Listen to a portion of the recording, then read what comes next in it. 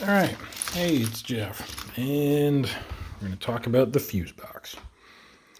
So, regular RX7 and other early to mid 90s cars had fuses and relays all over the place. The RX7 actually had three, go figure, a main fuse and relay box, a front one.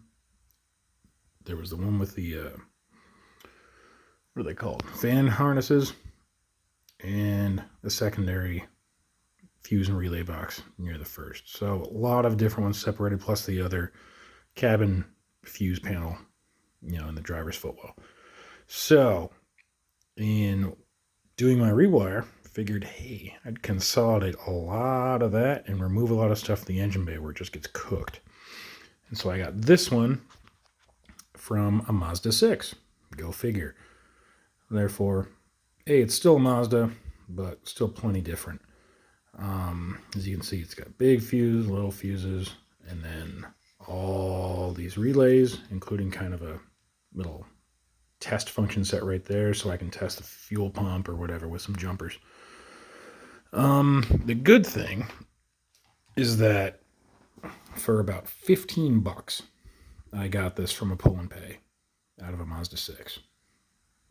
Between Mazda 6s and Mazda 3s, stuff's pretty numerous, pretty cheap, easy to get a hold of. Came with the bottom case of it. Pretty simple. It just drops right in, snaps in. It's got all the wiring galore.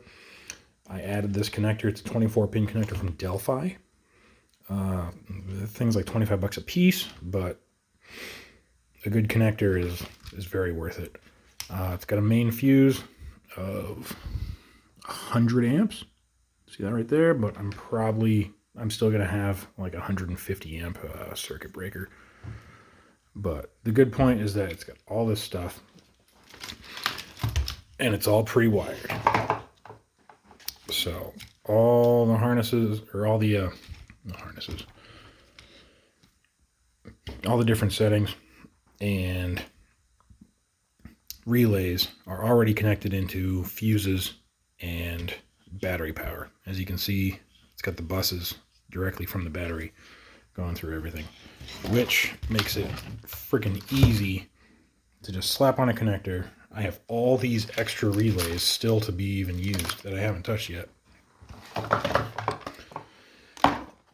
And then it's got the cover.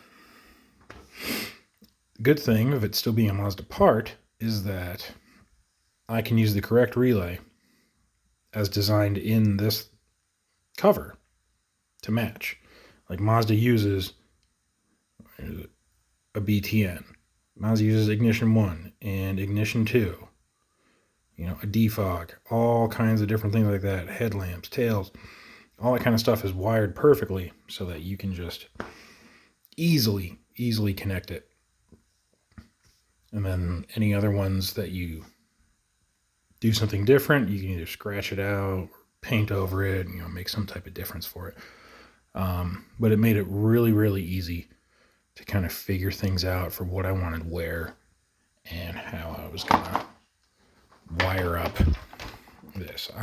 Putting this behind the driver's seat in the RX-7 in the box.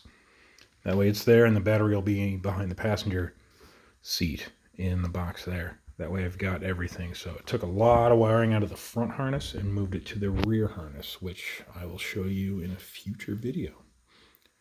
So I think it's a pretty sweet idea. All right. Thank you. Please subscribe.